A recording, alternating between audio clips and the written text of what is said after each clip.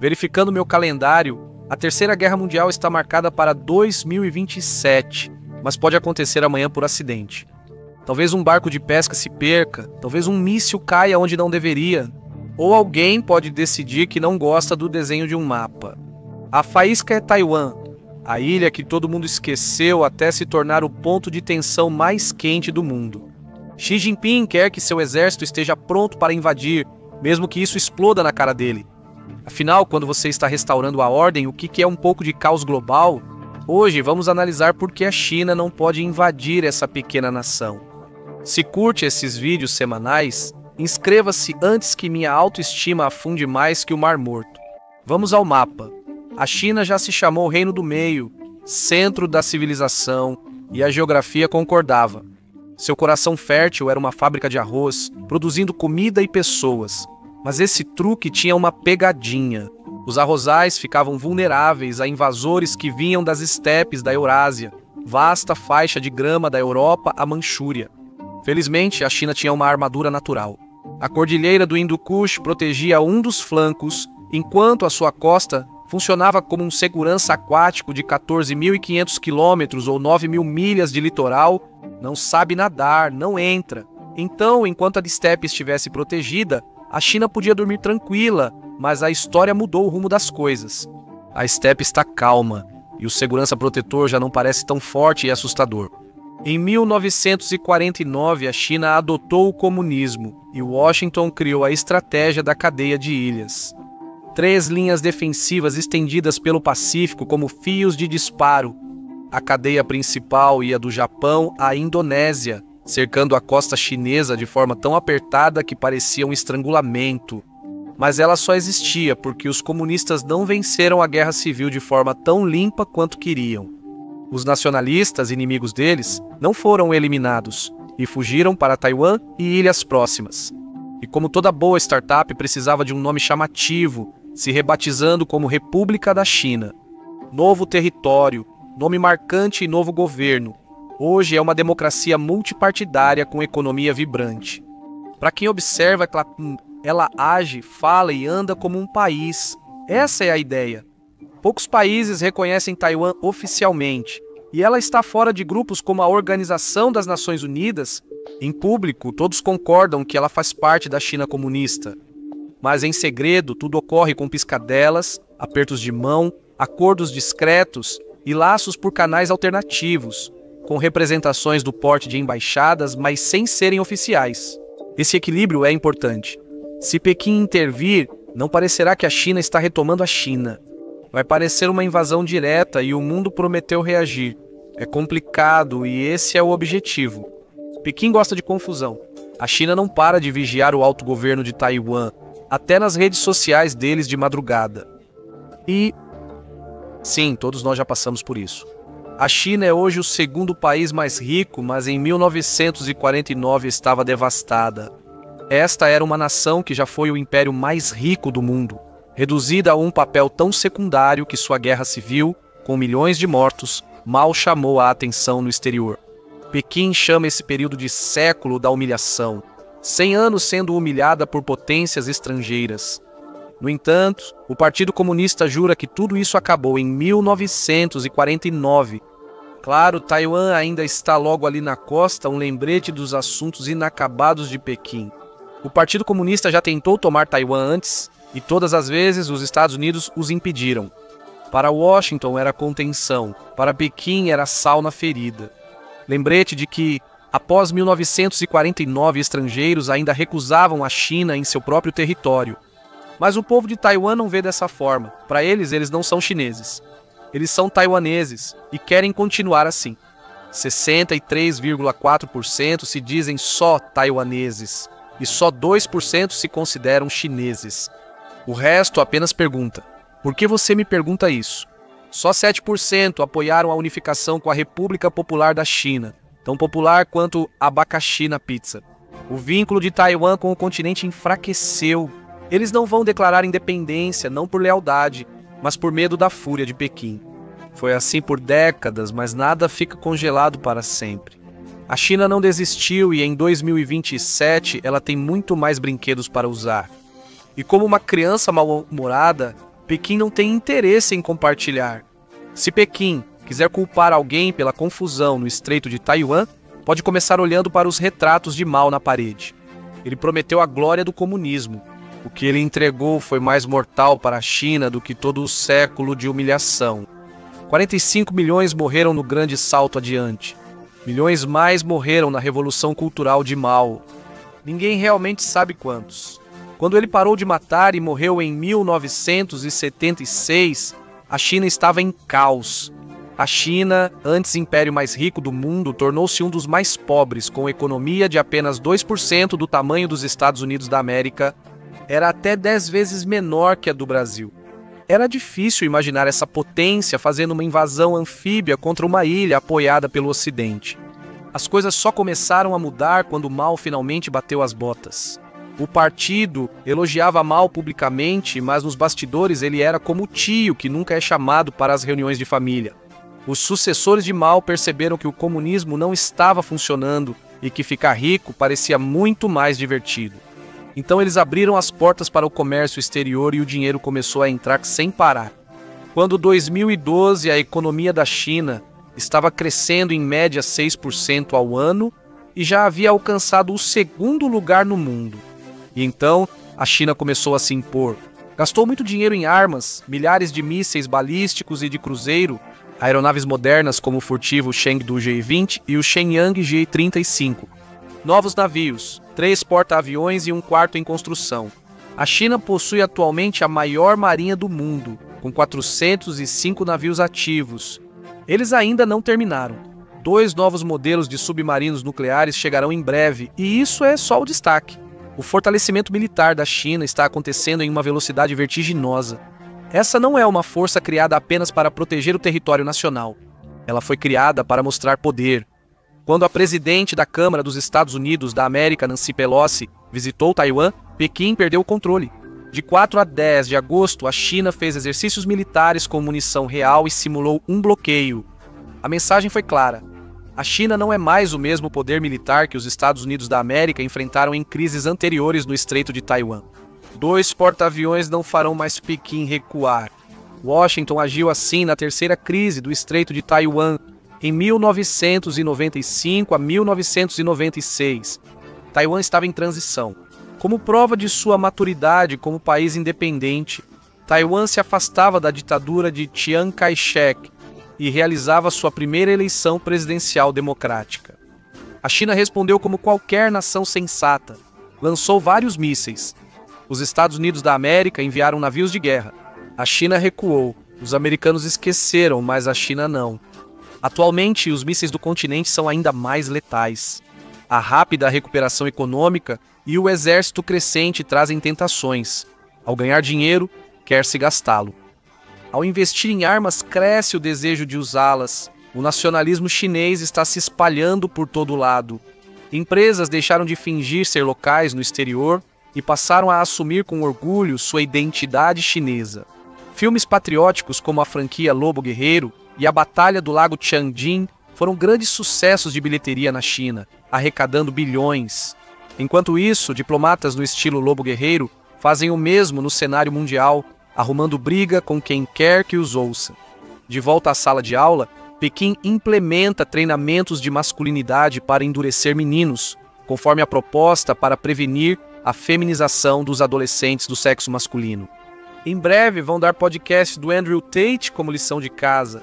A China de hoje se comporta com autoconfiança, assim como os Estados Unidos dos anos 80, com seus heróis de ação exagerados e um senso renovado de confiança. Mas há uma diferença.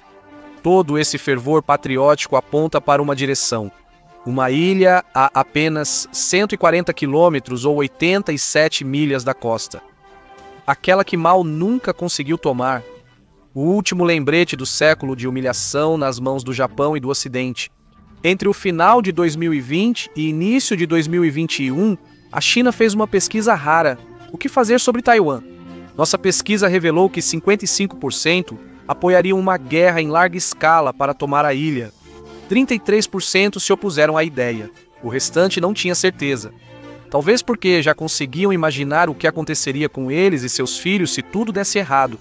A opinião pública pouco importa em uma ditadura autoritária como a China, mas isso provavelmente fez Xi sorrir. O nacionalismo chinês é um dos pilares do governo de Xi.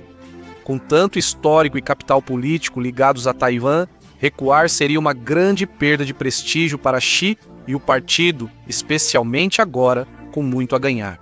O Estreito de Taiwan não é apenas uma faixa de água, é uma das rotas comerciais mais movimentadas do mundo. Só em 2022, 1,4 trilhão de dólares em exportações chinesas passaram por esse canal estreito. E não é só a China que utiliza essa rota.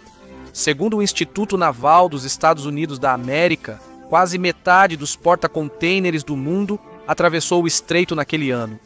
Pense nisso como o canal do Panamá turbinado, só que este fica entre dois rivais se encarando de forma ameaçadora através da água. O status quo se manteve por décadas, mas é uma trégua instável equilibrada sobre uma rota marítima. Agora, a China está perto de ter tanto o equipamento quanto o apoio popular para agir. Taiwan sabe disso e age por conta própria. Os Estados Unidos da América podem ter cortado os laços oficiais depois que Pequim se abriu, mas sob a Lei de Relações com Taiwan de 1979, Washington ainda mantém uma presença na ilha, como um colega de quarto que não está no contrato. Mais importante ainda, continua fornecendo armas. Em 2025, as vendas de armas chegaram a 2,2 bilhões de dólares, tornando Taiwan como o personagem de Grand Theft Auto carregando todas as armas. A recente lista de compras do Apocalipse de Taiwan inclui 108 tanques M1A2, Abrams, 66 caças F-16V, 29 sistemas de foguetes HIMARS e 100 mísseis antinávio Harpoon. Todos fazem parte da estratégia do porco-espinho de Taiwan. O objetivo da ilha é tornar um ataque anfíbio tão caro e sangrento que Pequim olhe e desista imediatamente. E só para mostrar ainda mais força, também está lançando seus próprios mísseis desenvolvidos internamente. O míssil hipersônico Xinjiang alcança Pequim ou quase qualquer cidade no continente em distâncias de 1.200 a quase 2.000 quilômetros ou 750 a pouco mais de 1.200 milhas. O público também participa. Quase 3/4 dos taiwaneses dizem que reagiriam se Pequim agisse. Civis se inscrevem em treinamentos prontos para virar munição viva se necessário. Taiwan é corajosa, mas sabe que a estratégia do porco-espinho só adia o inevitável. Basta ver a Ucrânia. Putin sacrificou mais de 1 milhão de homens por alguns quilômetros de terra e continua. Para ele, a Ucrânia é mais que território, é destino. Um pedaço da Rússia perdida pelo qual ele está disposto a sangrar para sempre. Bem, disposto a fazer todos os outros sangrarem por ele. Xi sente o mesmo por Taiwan, por isso eles se entendem e seguem o mesmo roteiro. Estados-nação com fronteiras e soberania são só burocracia ocidental. Para eles, o mundo é dividido em civilizações ligadas por sangue, língua e história. Nessa história, Taiwan não é independente. A China insiste que ainda faz parte do seu livro. Se você tiver paciência para assistir aos discursos de Xi Jinping, vai ouvi-lo falar sobre o sonho chinês ou o grande rejuvenescimento da nação chinesa. No topo dessa lista de desejos está Taiwan, e há um prazo. 2049, o centenário da República Popular da China. Até lá, ele quer essa meta cumprida. Mas se fala sério, não pode esperar tanto por causa dos cabelos grisalhos. A China está envelhecendo rapidamente. Quando ela quiser rejuvenescer a nação, a idade média será quase 52 anos, próxima do Japão, não dos Estados Unidos da América. É difícil travar uma guerra com o exército em queda, hospitais lotados e orçamento consumido por aposentadorias. Agora você entende por que Xi está tão determinado a estar pronto daqui a 2 anos. Não há como escapar disso. Se ele for fazer isso, ela precisa agir logo, idealmente nos próximos 10 anos. Se ela ou seu sucessor esperar demais, o momento passa. Este é o auge da China, resultado de anos de crescimento e de uma população ainda grande. Se demorar, a maré baixa, Pequim fica mais fraca, envelhece e perde a melhor chance de redesenhar o mapa à força. Mas mesmo que Pequim dê sinal verde, a vitória não é garantida. Seria a maior aposta que o Partido Comunista já fez. Invasões anfíbias são a ação mais arriscada em guerras. Mesmo com surpresa, elas são um pesadelo, e ela não teria isso. A preparação já era visível meses antes. Como nos exercícios falsos de Putin antes da Ucrânia, Kiev se preparou e derrotou o Blitzkrieg de Moscou. Já se passaram 3 anos e meio e 1 milhão de mortos, e Putin teve vida fácil. Ele não precisou primeiro transportar seu exército por água. Sanções contra a China estariam prontas para serem aplicadas antes mesmo dos primeiros barcos deixarem o porto. Sancionar a China difere de sancionar a Rússia. Se os Estados Unidos da América e seus aliados puxarem o gatilho, é melhor estarem preparados para muita dor, porque ela também vai atingi-los. A economia da China chega a 17,8 trilhões de dólares, cerca de 17% do produto interno bruto mundial. Desde Deng Xiaoping abrir o país, a China virou a oficina do mundo. A China está integrada às cadeias globais de suprimentos e excluí-la não será fácil. Já tivemos uma amostra disso durante a pandemia, quando Pequim deu a entender que poderia cortar o fornecimento de suprimentos médicos se os países fizessem as perguntas erradas. Não são só máscaras e luvas, quase tudo vem da China. 8 de cada 10 iPhones são feitos lá. O usuário de Android não comemore ainda. A Samsung saiu em 2019, mas seu celular, sua televisão, seu laptop, todos eles dependem das coisas que a China controla. Junte tudo isso. A grande economia da China, seu papel como fábrica global e domínio tecnológico, e o panorama geral se esclarece. No centro de tudo estão as terras raras, 17 elementos metálicos dos quais a vida moderna não pode prescindir. O nome engana, terras raras não são tão raras. Mas sabe quem detém o estoque? Em 2023, a China produziu 70% e processou 90% das terras raras mundiais. O Conselho Atlântico estima que sanções a bancos chineses, como as impostas à Rússia, tirariam 3 trilhões de dólares da economia global. Isso equivale a toda a economia do Reino Unido sumindo de repente, e ainda nem é metade do problema. China é gigante do comércio, mas Taiwan lidera em chips.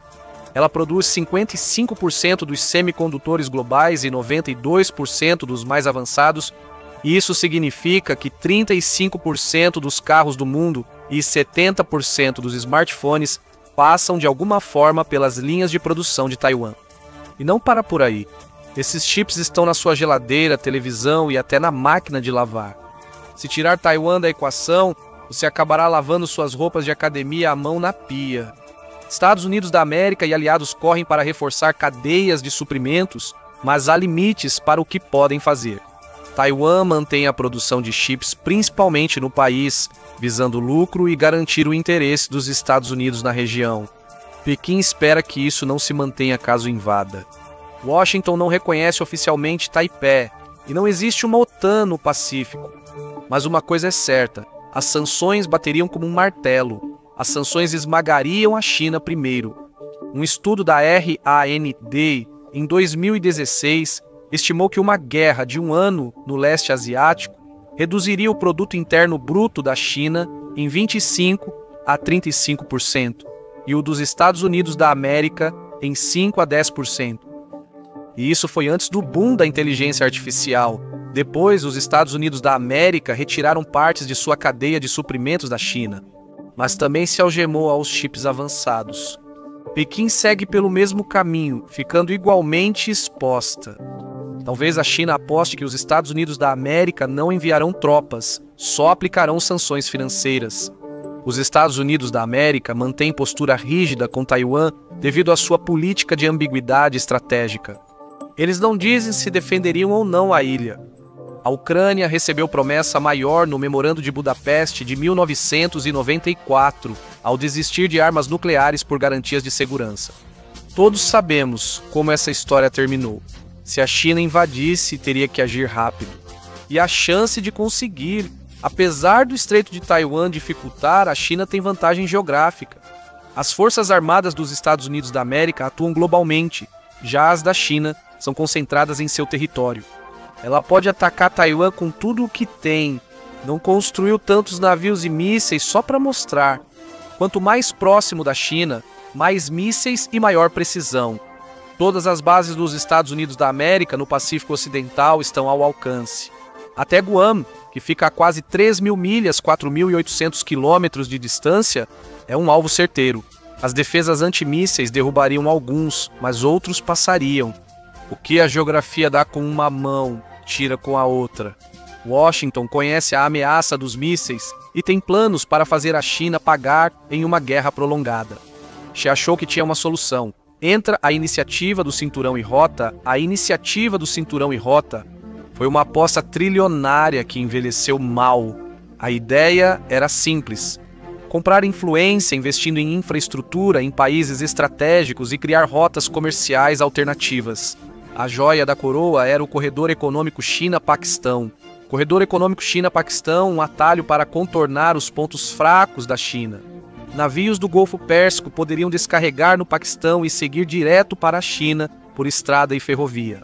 Olhe para isso em um mapa e você vai entender o porquê. É a Rota da Seda Renascida, exceto que nunca aconteceu.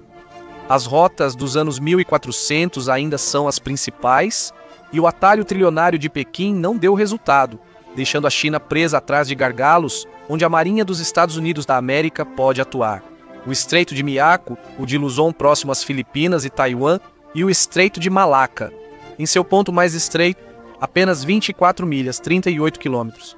Isso é um pesadelo para o maior consumidor de energia do mundo. A China consome 1/4 da energia global e 15% do petróleo bruto do mundo e suas próprias reservas. Uma piscininha infantil, quando necessário, é um estádio olímpico. Desde 1993, ela importa o restante, com 80% passando pelo Estreito de Malaca. E é aqui que Taiwan entra. Ela bloqueia a primeira cadeia de ilhas. Quem controla Taiwan decide se a marinha da China fica engarrafada em sua costa ou se consegue romper para o Pacífico. E não é só o petróleo. 2/3 de todo o comércio chinês passam pelo mesmo estreito. A Marinha dos Estados Unidos da América sabe disso. Se Pequim enviasse navios a Taiwan, os porta-aviões americanos não iriam só para lá.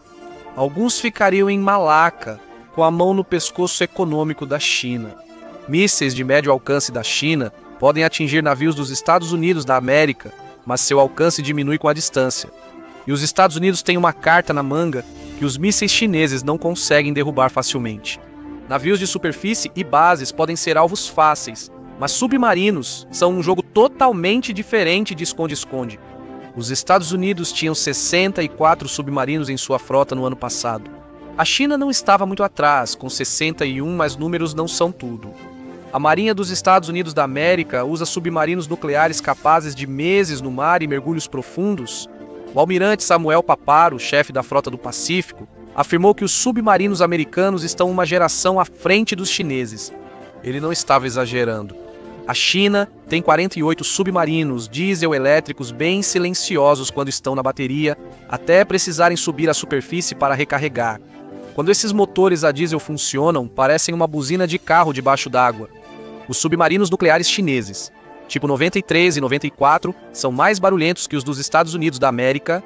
Os modelos 95 e 96 ainda estão no papel até 2030, e sua produção em larga escala levará tempo. Tempo que Pequim talvez não tenha. Então, e se a China invadisse Taiwan? Submarinos dos Estados Unidos da América aguardariam nos pontos estratégicos. Se a luta se prolongasse, a economia da China seria sufocada e esses submarinos poderiam atacar o continente. Se Pequim atacasse bases dos Estados Unidos da América na região, os torpedos responderiam à altura. O que não aconteceria seria uma luta limpa, 1 contra 1. Os Estados Unidos da América poderiam trazer muito mais poder de fogo do que a China esperava. E logo não seria só a América. Os vizinhos da China, quase todos já irritados por ela, também buscariam vingança.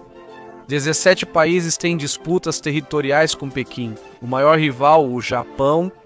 Quase todos no Japão vivem em 5 ilhas principais, mas ao sul existem rochas isoladas, chamadas Ilhas Senkaku, ou Diaoyu, se você perguntar à China. Ninguém vive lá, mas em 1969, a Organização das Nações Unidas descobriu petróleo e gás nas proximidades. E de repente, a China lembrou que era dona delas desde o século XIV. Curioso como a história muda com o petróleo envolvido. Sinceramente, essa reivindicação faz mais sentido que o conto de fadas de Pequim sobre antigos colonizadores nas Spratleys. Mais sobre isso depois. Ultimamente, a China aumentou a pressão em torno das Senkakus. Em janeiro de 2021, aprovou uma nova lei dando sinal verde para que sua guarda costeira use força contra embarcações estrangeiras que invadam águas chinesas. E grande surpresa, a definição de águas de Pequim era tão ampla quanto possível. A lei deixa isso bem claro.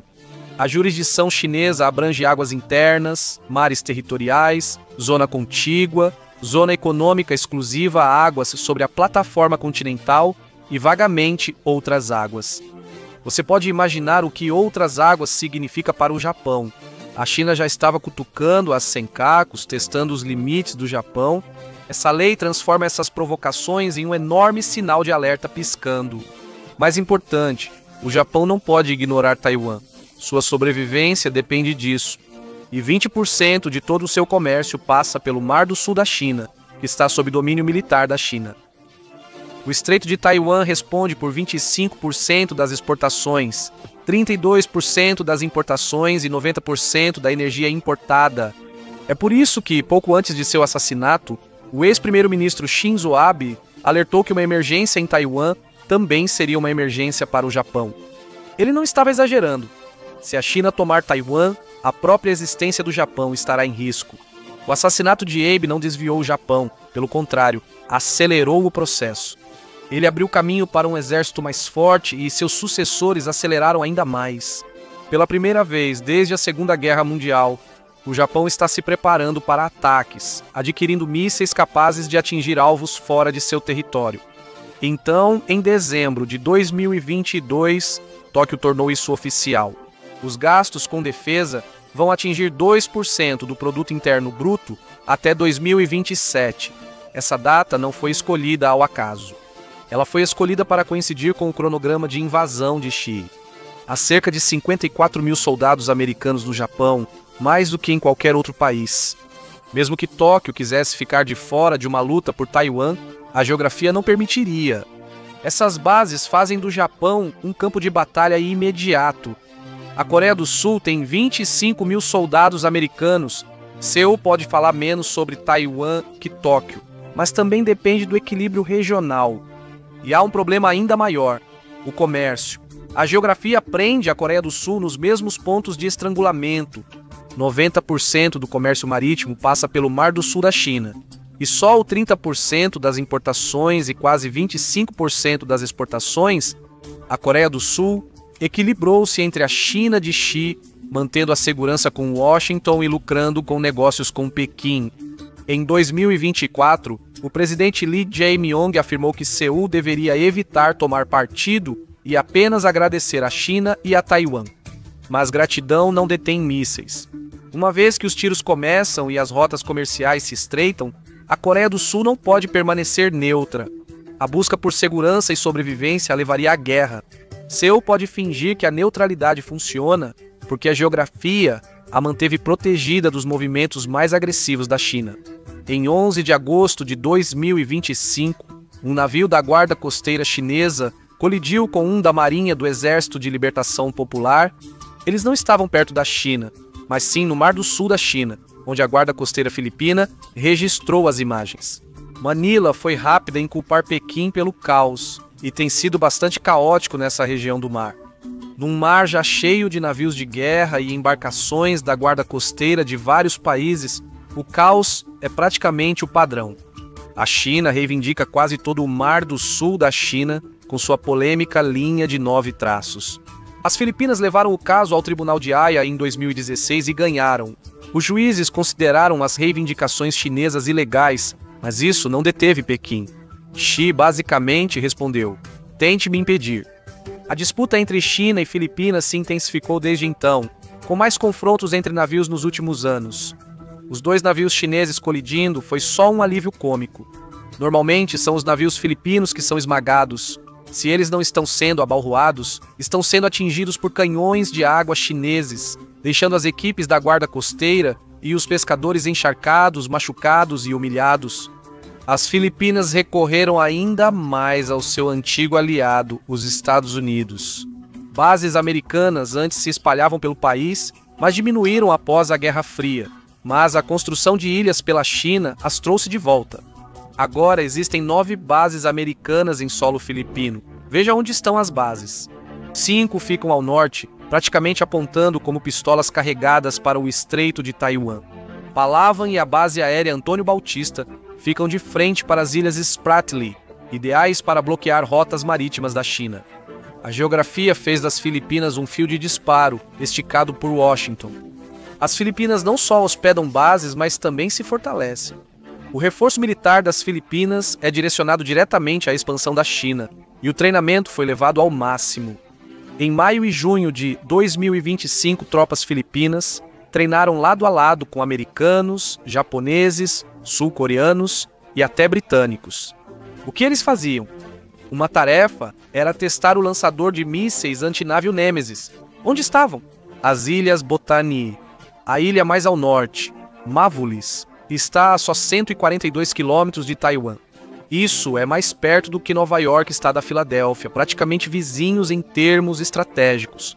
As Filipinas constroem um porto aqui. Quando estiver pronto, será uma base ideal para pressionar o comércio chinês, caso Pequim aperte mais ainda.